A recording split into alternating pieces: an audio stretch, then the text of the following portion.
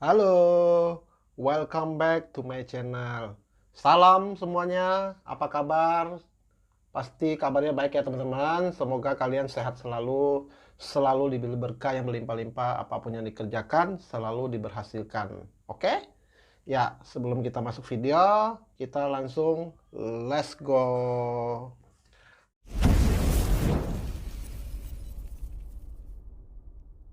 Oke, kenapa aku mau bawakan konten ini buat teman-teman? Karena aku kasihan sama teman-teman yang jualan di FB ya.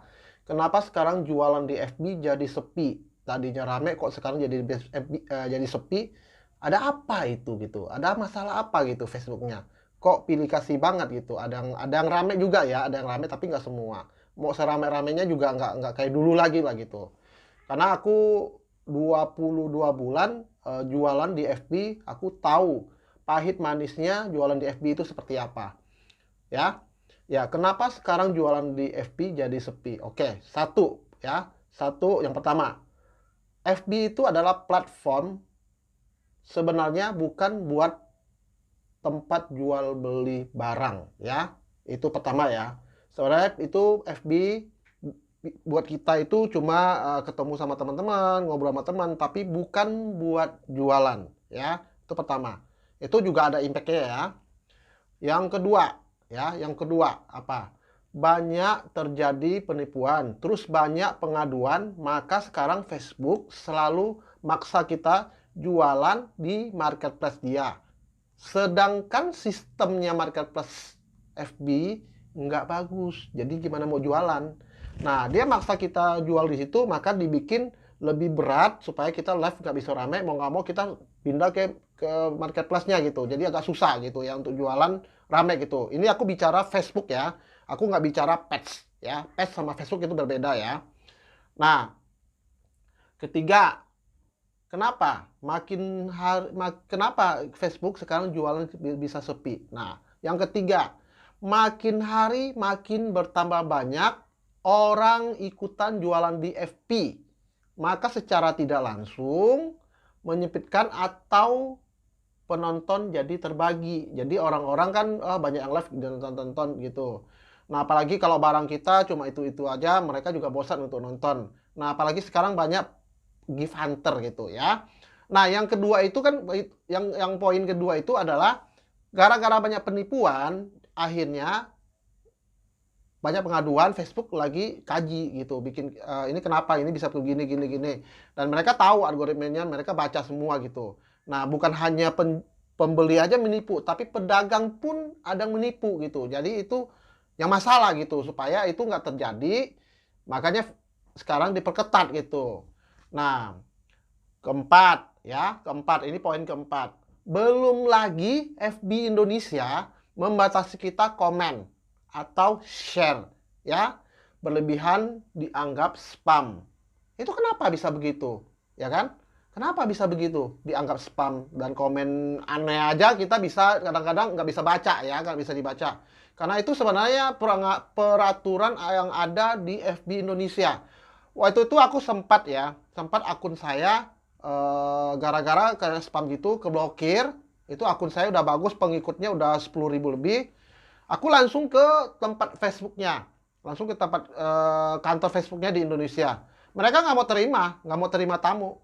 Dan katanya mereka memang nggak terima tamu. Kalau mau ketemu atasannya, kita harus bikin janji. Jadi harus ada orang dalam bikin janji buat kita baru bisa ketemu mereka gitu. Nggak bisa ketemu.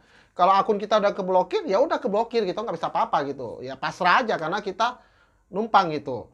Ya.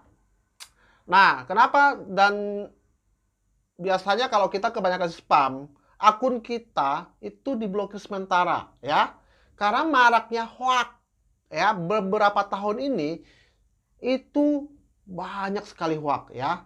Waktu pemilihan presiden, pemilihan gubernur, itu hoaxnya banyak banget. Akhirnya Facebook Indonesia itu untuk memperketat supaya ini hoax nggak terjadi. Nah, sedang waktu dia bikin peraturan begitu, pemerintah itu tidak tahu kalau banyak orang sekarang jualan di live Facebook. Nah, itu yang masalahnya. Nah, makanya saya bilang salah satu saya kena dampaknya. Aku sih udah nggak jualan lagi di Facebook, aku nggak jualan lagi. Aku salah satu kena dampak. Tadinya aku penontonnya bisa sampai 3.000 sampai 4.000 penonton. Terakhir di bulan 2020 itu sisa 20 orang, belasan orang. Bayangkan ya, dari 3.000 sampai 4.000 orang, sisa 20 orang kita jualan. Aku nyerah, aku nggak mau lanjutin lagi. Percuma, kita kerja mati-matian juga, bikin barang juga banyak, percuma gitu. Nah, teman-teman, aku kasih tahu ya, kalau teman-teman punya akun sudah pernah kena spam atau diblokir sementara, kan biasanya itu kan ada kan, ada kotak masuknya di Facebook, di pengaturan. Teman-teman jangan berharap akun Facebook kalian itu bisa normal kembali. Itu nggak mungkin akan terjadi. Ya, aku udah ngerasain. Nggak mungkin itu akan terjadi. Ya, sekalipun pengikut kalian atau teman-teman atau bunda-bunda di Facebooknya pengikutnya banyak banget, mau sampai 20.000, 30.000. Kalau udah kena blokir, itu susah banget teman-teman bunda-bunda. Itu susah banget. Udah nggak mungkin ya. Kenapa? Karena akun kita dipantau, dianggap kita itu menyebarkan hoax, ya. Ada kata-kata sedikit negatif. Nah, robot ini nggak mau tahu, langsung nganggap kita udah salah dan diblokir. Nah, itu impact-nya besar banget ya. Makanya saya bilang, kalau akun yang udah pernah diblokir, itu jangan berharap bisa rame lagi kayak dulu. Kalau bisa pun itu udah beruntung banget lah gitu ya. Nah, yang kelima apa ya, ini ada 5 ya, 1, 2, 3, 4, 5. Yang kelima itu apa? Algoritmenya Facebook ya, selalu berubah-berubah kapanpun dia mau. Kalau yang sekarang ya, kapanpun dia mau bisa berubah. Kalau dia udah berubah algoritmenya, kita mesti cari lagi gimana caranya supaya ini bisa rame. Nah, itu masalahnya, supaya ini bisa rame gimana caranya. Itu dia berubah-berubah terus itu. Nggak kayak zaman dulu waktu saya 2019, 2019 aku jualan di Facebook itu enak, algoritmanya nggak berubah. Kita sekali live yang nonton ratusan. Kita baru pertama kita jualan di Facebook, kita jualan yang nonton ratusan, 200-an, 300-an. Rame banget ya, enak banget kita jualan di Facebook. Kesini itu diperketat, algoritmanya berubah-berubah. Nah, itu yang bikin kita masalah untuk jualan di Facebook itu susah banget, udah susah banget.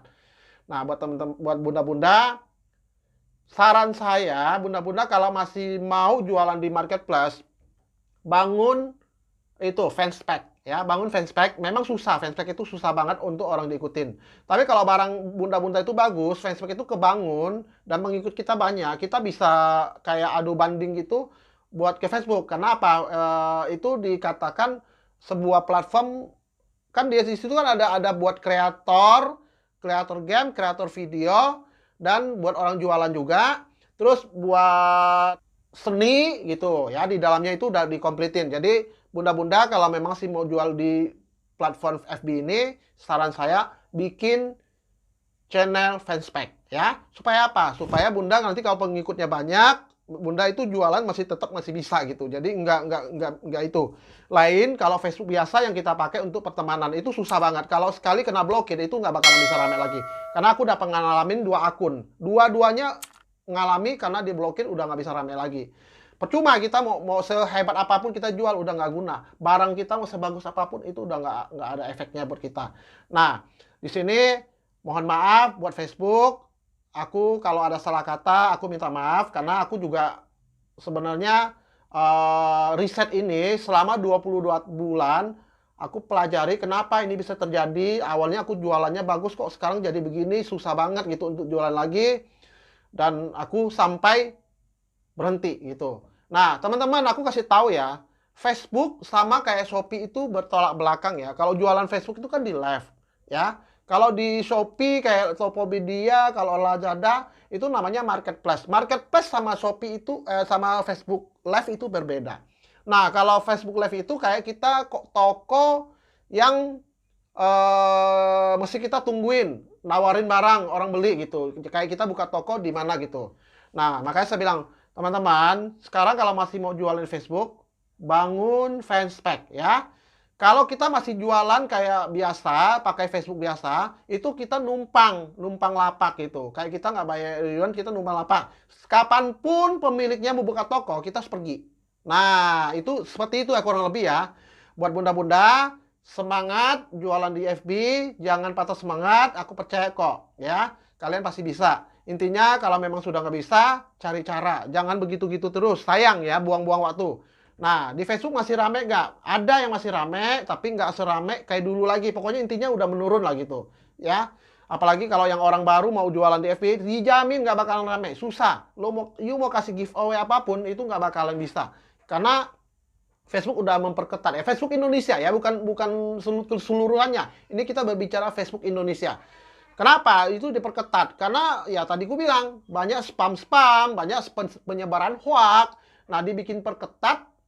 Jadi masalah impact ke penjualan kita sebagai penjual di FB gitu. Pemerintah tuh nggak nge. Padahal banyak orang mencari rezeki itu di Facebook Live. Nah, mereka bikin kita susah. Oke? Mungkin itu aja teman bunda-bunda yang jualan atau abang-abang atau AA semua. Terima kasih yang sudah nonton video saya ini. Semoga video ini bermanfaat. Kalau video ini bermanfaat, tolong dibagikan ke teman-temannya supaya mereka tahu kenapa Facebook sekarang lagi susah untuk jualan. Oke? See you next video. Dah.